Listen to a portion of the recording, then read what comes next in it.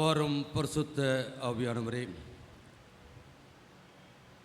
உம்முடைய உயிர்த்தெழுதலின் நாளை நாங்கள் அனுசரிக்கும்படியாகவும் உயிர்த்தெழுந்த ஆண்டவரை நாங்கள் தரிசிக்கும்படியாகவும் உம்முடைய திருச்சமூகத்திலே அமர்ந்திருக்கின்றோம். அப்பா, இப்பொழுதும் அடியேனை மறைத்து ஆவியானதமனி உம்முடைய வார்த்தையை வெளிப்படுத்த வேண்டுமா ஜெபிக்கிறோம்.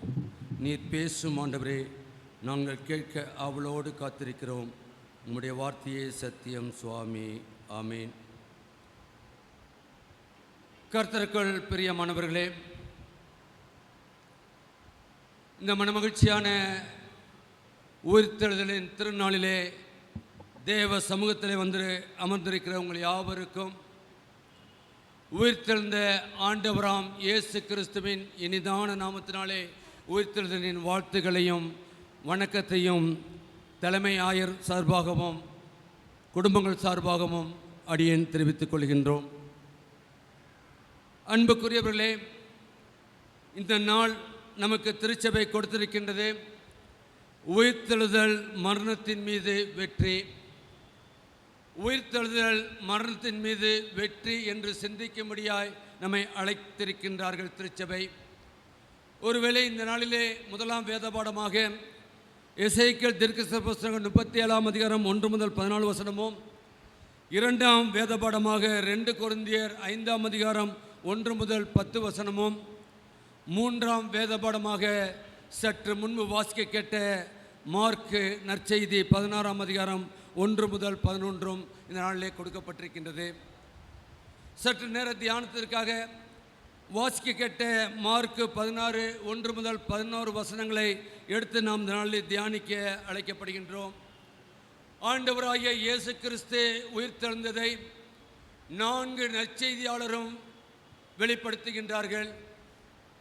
மத்தேயு 28ஆம் அதிகாரம் 1 முதல் 10 வசனங்களிலும், லூக்கா 24ஆம் அதிகாரம் 1 முதல் 12 வசனமும், யோவான் 20ஆம் அதிகாரம் 1 முதல் 18 வசனங்களிலும் இது சொல்லுகின்றார்கள். அப்படி என்றால் ஆண்டவராகிய இயேசு கிறிஸ்து உயிர்த்தெழுந்ததின் நிமித்தமாகத்தான் இன்றைக்கு நீங்கள் நானும் ஜீவனுள்ளவர்களாய் உயிருள்ள திருச்சபையாய் இந்த திருச்சபையிலே அங்கமாய் இருக்கிறோம் என்பதை நாம் முதலாவது அறிந்து கொள்ள வேண்டும். அங்கு பார்க்கின்றோம், இதை ஆரம்பிக்கின்ற பொழுதே சொல்லுகின்ற காரியம் என்ன? அங்கு உயிர்த்தெழுதல் என்பது நம்முடைய நம்பிக்கையாய் இருக்க வேண்டும். என்னால் மரணம் எல்லாருக்கும் நிச்சயிக்கப்பட்டிருக்கின்றது. மரணத்தை நாம் குறித்து பயப்பட வேண்டியதில்லை. மரணம் என்பது ஒரு வெற்றியின் வாழ்க்கையை நாம் முடித்து நாம் புதிய வாழ்க்கைக்குள்ளாக செல்கின்றோம். அதான் ஆண்டவராகிய இயேசு கிறிஸ்து கூட உயிர்த்தெழுதலின் மூலமாய் அவர் வெற்றி சிறந்திருக்கின்றார். மரணத்திலிருந்து ஒரு வெற்றியை சிறந்திருக்கின்றார். அவருடைய பிள்ளைகளாகி நீங்கள் நானும் கூட அப்படி வெற்றி சிறக்க அழைக்கப்படுகின்றோம். ரெவரண்ட் டாக்டர் ஜான் ஸ்டார்ட் என்பவர் சொல்லுகின்ற பொழுது, இயேசு கிறிஸ்துவின் உயிர்த்தெழுதல்தான் நமது நம்பிக்கையின் மூளைக்கல். அதாவது அவர் உயிர்த்தெழுதல்தான் நம்முடைய நம்பிக்கையின் மூளைக்கல்லாக இருக்கிறது. அது மட்டுமல்ல, நாம் கிறிஸ்துவை ஏற்றுக்கொண்ட கிறிஸ்தவர்களாய் இருப்போம் என்று சொன்னால் கிறிஸ்துவ நம்பிக்கையே உயிர்த்தெழுதலாக இருக்கின்றது. எனவே வேறு திருச்சபையோ வேறு நற்செய்தியோ இல்லை. உயிர்த்தெழுதல் ஒன்றுதான் திருச்சபையின் அஸ்திபாரமாய் இருக்கின்றது. அதுதான் நம்முடைய திருச்சபையின் நற்செய்தியாய் இருக்கின்றது. இந்த இதை மார்க்கு 16 1 முதல் 11 வசனங்களை 2 தலைப்புகளிலே தியானிக்க பரிசுத்த ஆவியானவர் நமக்கு கிருபை செய்வார். ஒன்று, துக்கத்தில் தேடியவர்கள் உயிர்த்தெழுந்த கிறிஸ்துவை கண்டார்கள். ஒன்று, துக்கத்தில் தேடியவர்கள் உயிர்த்தெழுந்த கிறிஸ்துவை கண்டார்கள். இரண்டாவது, சந்தேகத்தில் இருந்தவர்கள் சாட்சியாய் மாறினார்கள். இரண்டாவது, சந்தேகத்தில் இருந்தவர்கள் சாட்சியாய் மாறினார்கள். அன்புக்குரியவர்களே, துக்கத்தில் தேடியவர்கள் இங்கு பார்க்கின்றோம். 1 2 வசனங்களை பார்ப்போம் என்று சொன்னால், அங்கே ஓய்வு நாளான பின்பு மகதலேனா மரியாளும் யாக்கோப்பின் தாயாகிய மரியாளும் சலேமே என்பவளும் அவருக்கு சுகந்த வர்க்கம் இடும்படி அவைகளை வாங்கி கொண்டு வாரத்தின் முதல் நாள் அதிகாலையிலே சூரியன் உதயமாகிற போது கல்லறைக்கு வந்தார்கள். இன்றைக்கு அதிகாலை வேளை 4 மணிக்கு நாமும் கூட ஆலயத்திலே வந்தோம். அநேக கூட்டமாய் வந்து சென்றோம். ஆனால் அதே போலதான் அன்றைக்கும் வாரத்தின் முதல் நாள். ஒருவேளை இன்னைக்கு ஞாயிற்றுக்கிழமை என்று சொல்கிற பொழுது பழைய ஏற்பாட்டின்படி அது வாரத்தின் முதல் நாள், அப்படினால் ஓய்வு நாள் சனிக்கிழமை. ஆனால் இன்றைக்கு ஆண்டவராகிய இயேசு கிறிஸ்து உயிர்த்தெழுந்தாரோ, இன்றைக்கு உலகம் முழுவதும் ஞாயிற்றுக்கிழமை விடுமுறை நாளாய், அது ஓய்வு நாளாய் அனுசரிக்கப்படுகின்றது. எல்லா கிறிஸ்தவ தேவாலயங்களிலும் அன்றைக்கு ஆராதனை நடக்கின்றது, ஆண்டவருடைய நற்செய்தி அறிவிக்கப்படுகின்றது. எனவே முதல் நாளிலே அவர்கள் தேடி வருகின்றார்கள். அவர் எதற்காக வருகின்றார்கள்? சுகந்த வர்க்கம் விடும்படி. யூத பாரம்பரியத்தின்படி பார்க்கின்ற பொழுது 3ஆம் நாளிலே போய் அவருடைய உடலுக்கு அப்படிப்பட்ட ஒரு அபிஷேகத்தை கல்லறையிலே செய்ய வேண்டும்.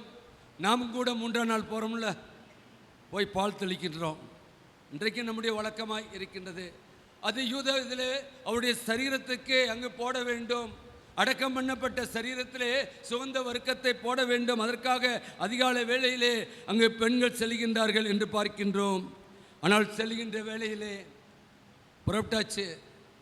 ஆனால் அவர்களுக்குள்ளாக ஒரு கேள்வி வருகின்றது. 3ஆம் வசனம், கல்லறையின் வாசல் இருக்கிற கல்லை நமக்காக எவன் புரட்டுவான் என்று ஒருவரோடு சொல்லிக் கொண்டார்கள். இன்றைக்கு தேவ பிள்ளைகள் கூட ஆண்டவரை ஆராதிக்க வருகின்ற பொழுது நம்முடைய பிரச்சனைகளை நாம் யாரிடத்திலே சொல்ல வருகின்றோம் என்பதை நாம் அறியாதபடி வந்து கொண்டிருக்கின்றோம். அவர்கள் இயேசுவின் உடலுக்குத்தான் சுகந்த வர்க்கம் செல்கின்றார்கள். ஆனால் அங்கு அவர்களுக்குள்ளாக ஒரு கேள்வி, யார் புரட்டுவார்கள்? பெரிய கல்லாக இருக்கிறது. அது அடுத்த வசனம், அந்த கல் மிகவும் பெரிதாக இருந்தது.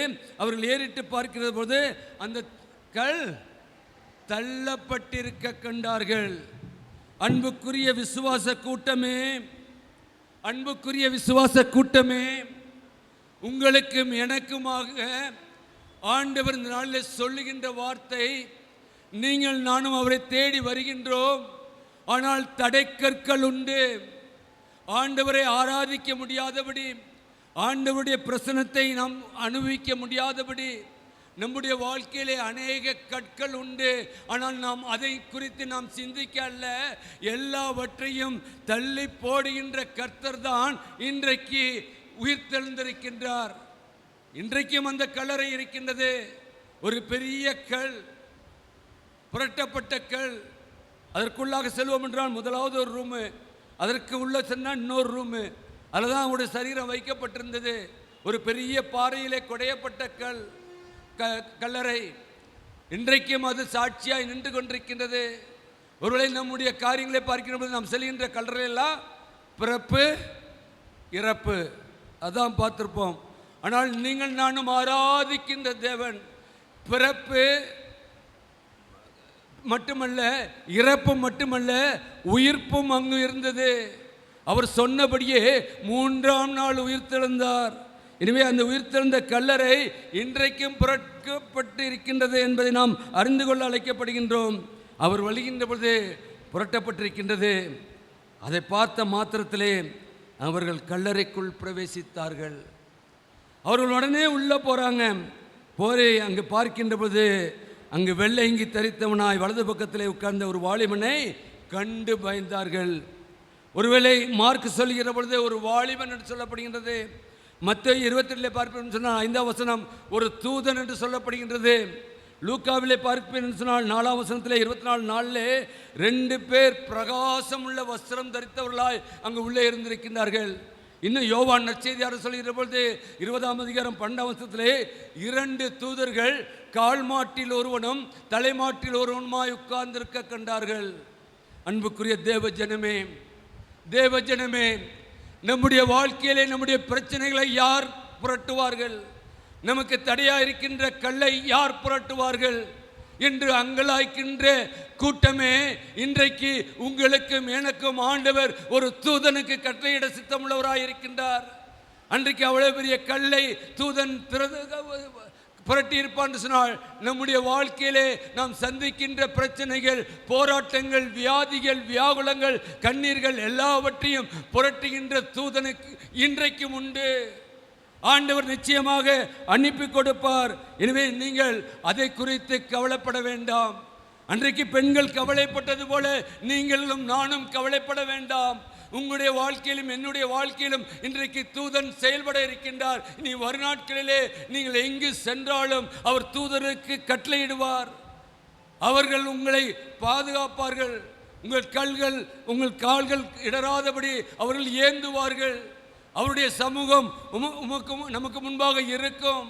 நாம் எங்கிருந்தாலும் தேவ தூதர்கள் நமக்கு முன்பாக இருக்கிறார்கள் என்ற அந்த விசுவாசத்தை இந்த நாளிலே உயிர்த்தெழுந்த ஆண்டவர் மூலமாய் நாம் பெற்றுக்கொள்ள அழைக்கப்படுகின்றோம். அன்புக்குரியவர்களே, அந்த தூதர்கள் சொல்லுகின்றார்கள், பயப்படாதிருங்கள். 6ஆம் வசனம், பயப்படாதிருங்கள். கேட்க நல்லா இருக்கு, அப்படிதானே? நல்ல வார்த்தை, பயப்படாதிருங்கள். ஆண்டவர் பிறந்த பொழுதும் பயப்படாதிருங்கள்.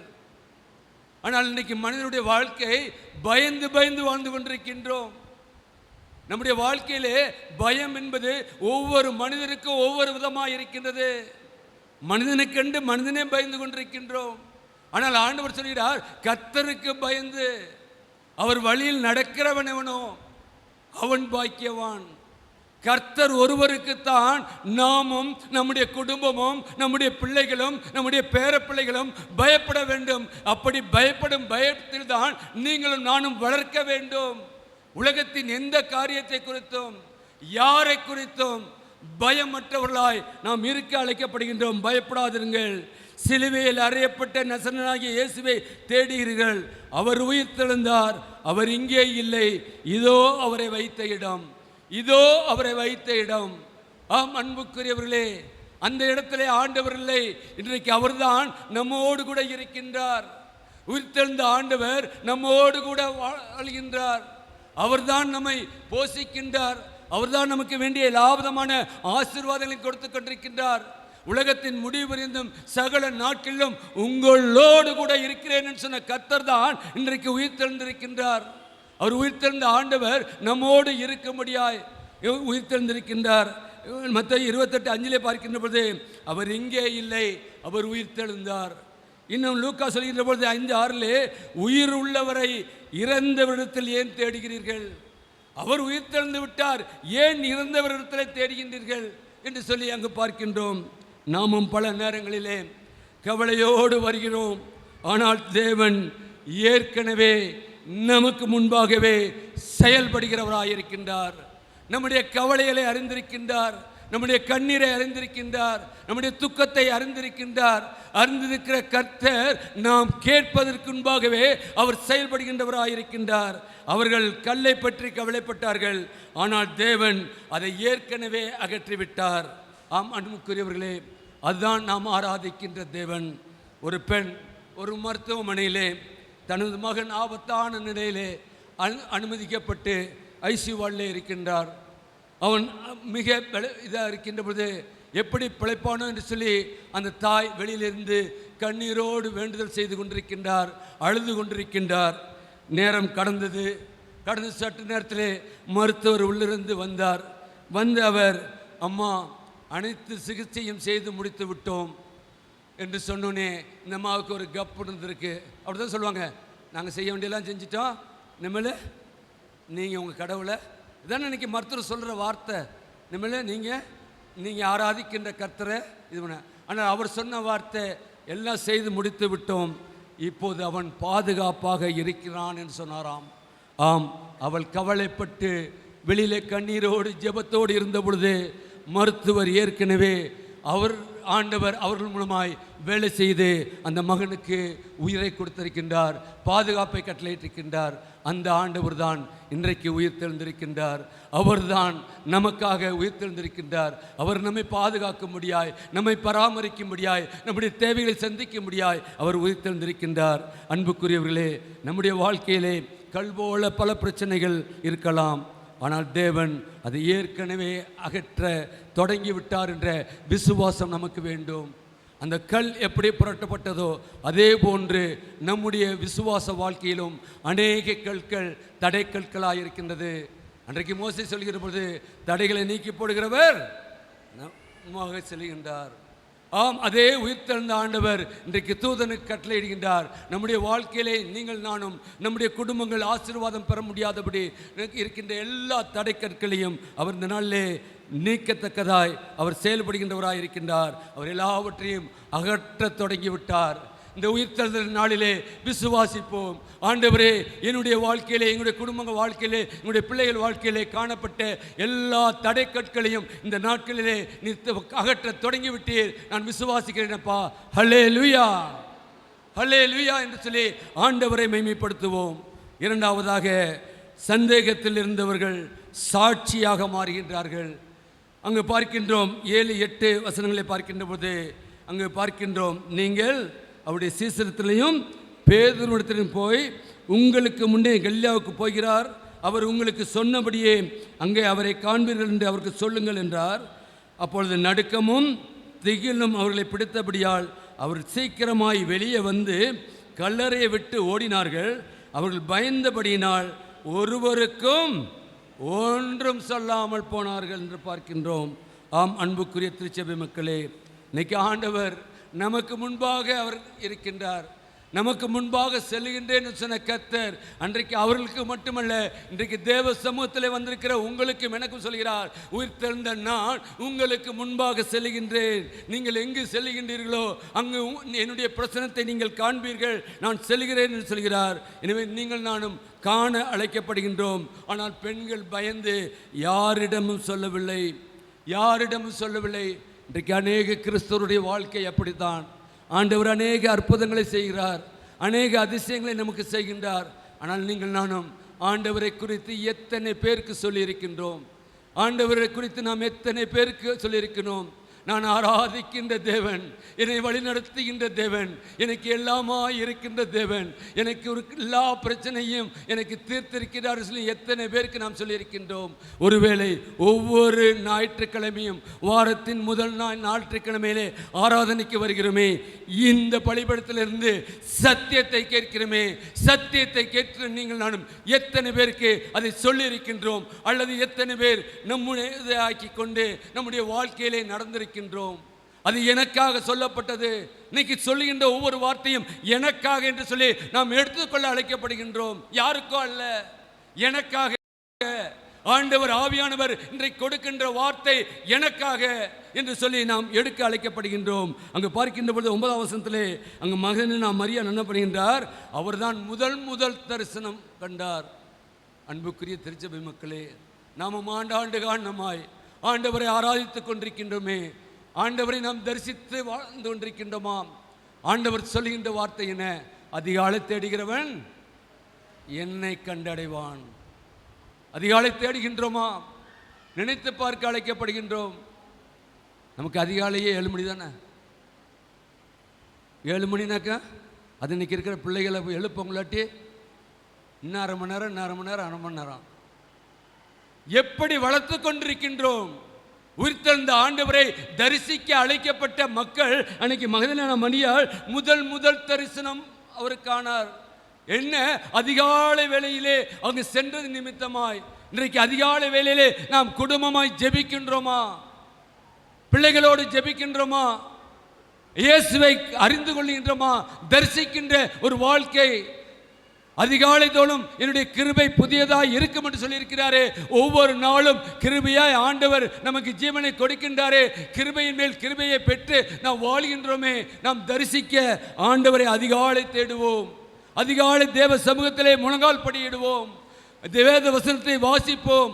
ஆண்டவர் நம்மோடு பேசுவார். நாம் ஜெபிப்போம், ஆண்டவரோடு நாம் பேசுவோம். நிச்சயமாக ஆண்டவர் நம்முடைய வாழ்க்கையிலும், நம்முடைய குடும்ப வாழ்க்கையிலும், நம்முடைய பிள்ளைகள் வாழ்க்கையிலும் பெரிய அற்புதங்களை செய்ய சித்தமுள்ளவராக இருக்கின்றார். அங்கு பார்க்கின்றோம் முதல் தரிசனம். அது அந்த எப்படிப்பட்டதான்? 7 பிசாசை துரத்திருந்தார். யார்கிட்ட? மகதலேனா மரியாளிடத்திலிருந்து 7 பிசாசு.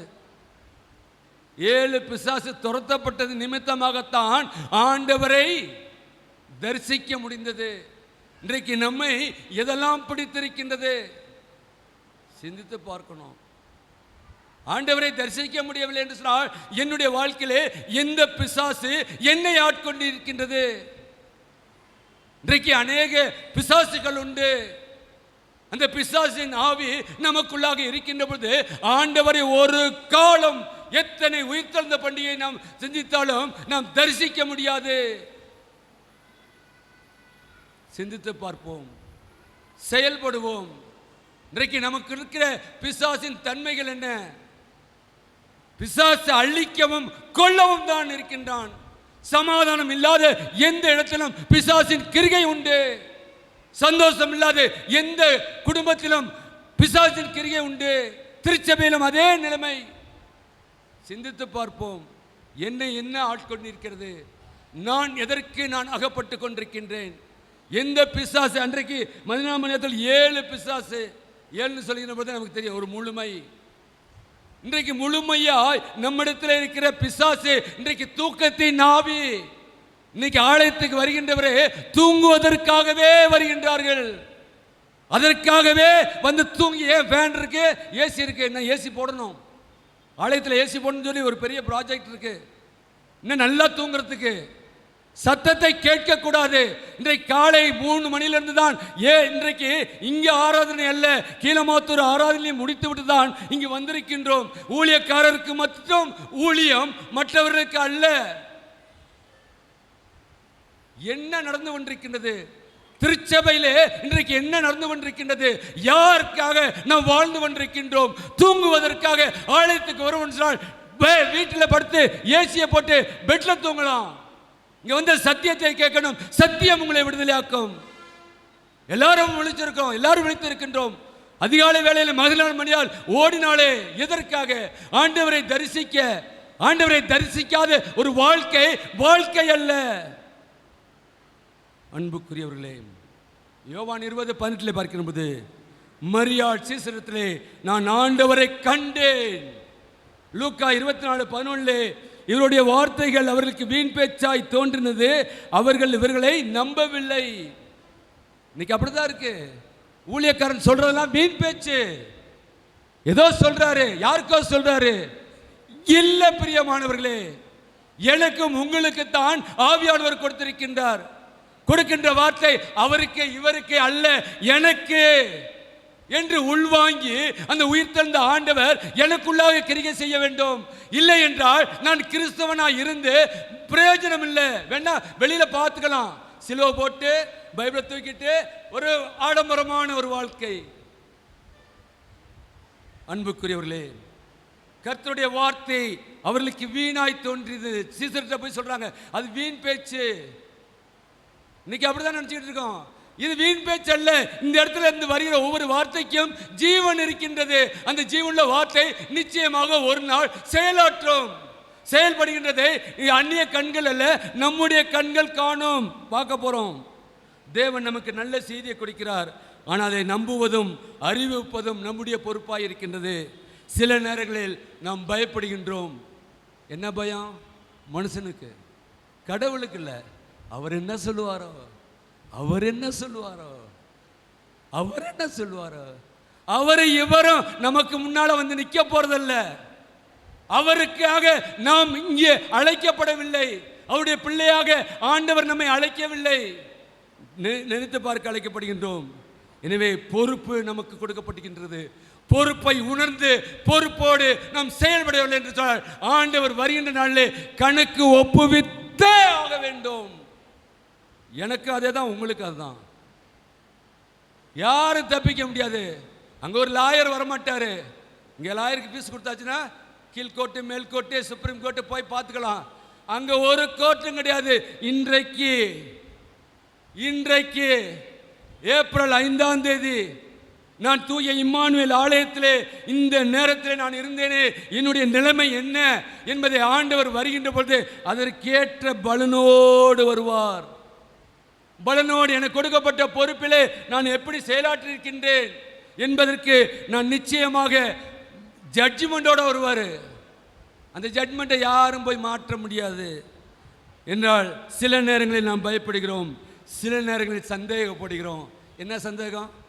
நாம் ஆராதிக்கின்ற கர்த்தர் இரக்கம் உள்ளவர், மன உருக்கம் உள்ளவர்.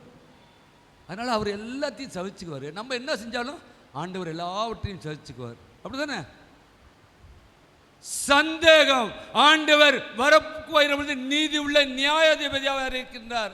இன்றைக்கு அவர் சொல்லுகின்ற போகின்ற பொழுது, நான் போவேன் ஆயில் உங்களுக்கு ஒரு தேற்றவாளனை அனுப்புவேன், அவர் வந்து நான் உங்களுக்கு போதித்த எல்லாவற்றையும் எப்படி சொல்லுவாரோ கண்டித்து உணர்த்துவார்.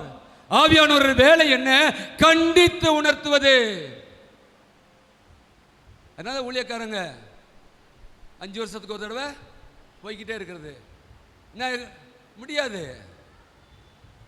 முடியாது. என்ன அதுதான் திருமணத்தில் நம்முடைய திருச்சபையில் டிரான்ஸ்ஃபருங்கிறது என்ன?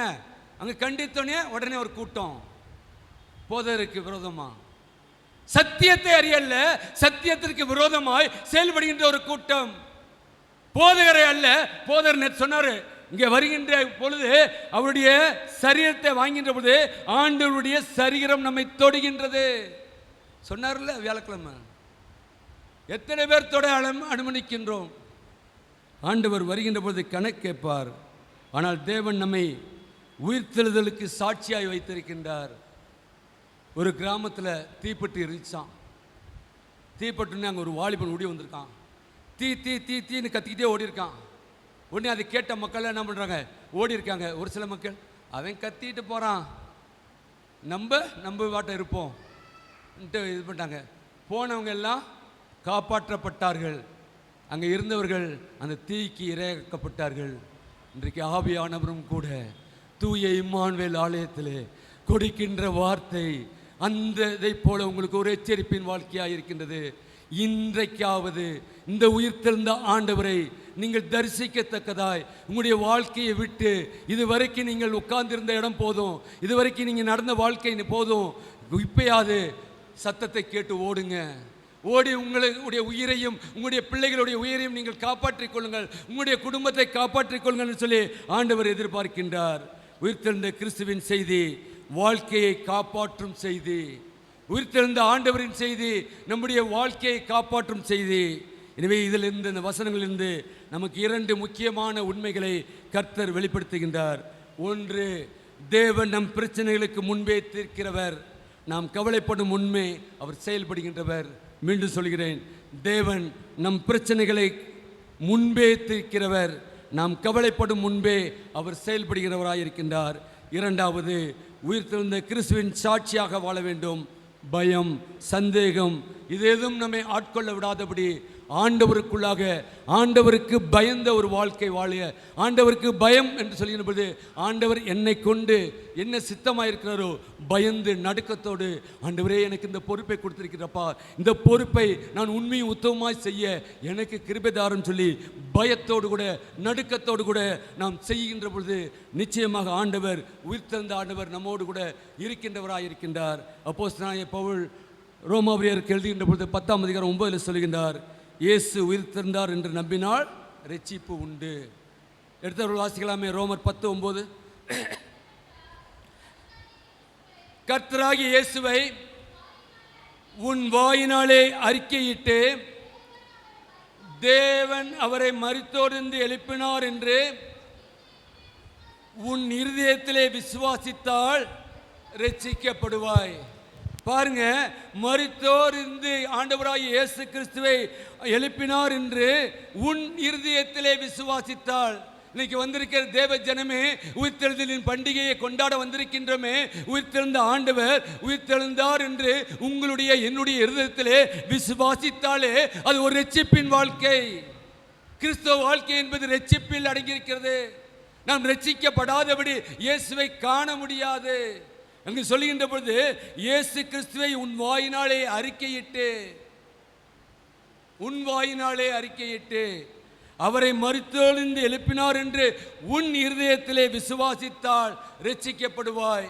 எனவே நீங்கள் நானும் உயிர்த்தெழுந்த ஆண்டவரை விசுவாசித்து, நம்முடைய இருதயத்திலே விசுவாசித்து இரட்சிக்கப்படுவோம். இந்த இரட்சிப்பின் அனுபவத்தை உயிர்த்தெழுந்த ஆண்டவர் தாமே இந்த நாளில் நமக்கு கொடுக்க சித்தமுள்ளவராயிருக்கிறார். இவை அப்படிப்பட்ட ஆசீர்வாதத்தை நாம் பெற்றுக்கொள்ளவும். அன்றைக்கு பார்க்கின்ற பொழுது பயந்த பெண்கள் கடைசியாக அங்கு சாட்சி பகர்கின்றார்கள். மரியாள் போய் சாட்சி சொல்கின்றார். அப்படின்னா அன்றைக்கு நாம் எத்தனை பேருக்கு போய் சொல்ல இருக்கின்றோமா இல்லையா?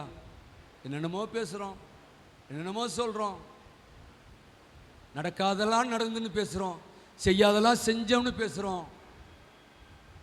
எவ்வளவு மாய்மானமான ஒரு வாழ்க்கை வாழ்ந்து கொண்டிருக்கின்றோம். ஆனால் இன்றைக்கு வந்திருக்கிற நீங்கள் நானும் உயிர்த்தெழுந்த ஆண்டவர் எனக்காக உயிர்த்தெழுந்திருக்கின்றார், என்னோடு கூட இருக்கும்படி உயிர்த்தெழுந்திருக்கின்றார். உயிர்த்தெழுந்தவர் இன்றைக்கு என்னை நான் கண்டிருக்கின்றேன். கண்டது மட்டுமல்ல, நான் அவருக்கு சாட்சியாக என் ஜீவிய காலம் முழுவதும் வாழ்வேன் என்று சொல்லி வந்திருக்கிற நாம் ஒவ்வொருவரும் தீர்மானிக்கும் எடுக்கவும்.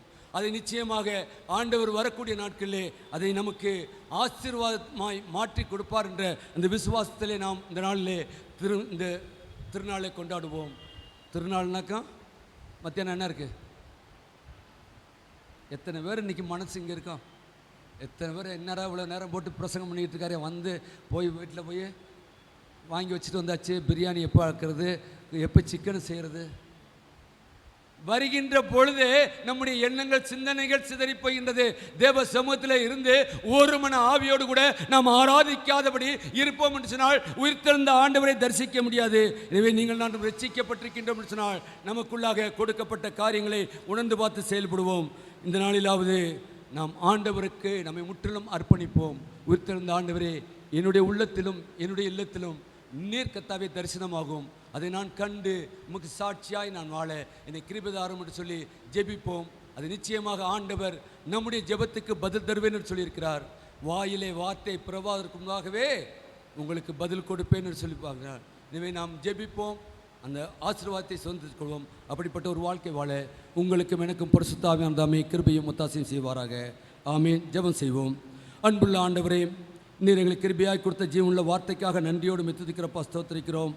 ஆம் கர்த்தாவே, எங்கள் வாழ்க்கையிலே உள்ள கவலைகள் எல்லாவற்றையும் உன் கையிலே எடுத்து நீர் கர்த்தாவே அதை மாற்றி போட்டதற்காக நன்றியோடு துதிக்கிறப்பா ஸ்தோத்திரிக்கிறோம். எங்களுடைய வாழ்க்கையிலே அநேக கற்கள் உண்டு ஆண்டவரே, அதை குறித்து நாங்கள் கர்த்தாவே திகைத்து நிற்காதபடி கர்த்தாவே இந்த நாளில் கர்த்தாவே இதோ அந்த பெண்கள் ஏறெடுத்து பார்த்த பொழுது அது கர்த்தாவே உருட்டப்பட்டதாக இருந்தது போல கர்த்தாவே எங்களுடைய வாழ்க்கையிலும் காணப்பட்ட எல்லாவற்றையும் இந்த நாளிலே நீர் தள்ளி விட்டீர் என்று நாங்கள் விசுவாசிக்கிறோமப்பா. அதை நாங்கள் குறித்து கர்த்தாவே மற்றவர்களுக்கு சாட்சி பகர எங்களுடைய விசுவாச ஓட்டத்தை ஓட எங்களுக்கு மீட்பர் இயேசுவின் ஜெபிக்கிறோம் ஜீவன நல்ல பிதாவே. ஆமீன். ஆமீன்.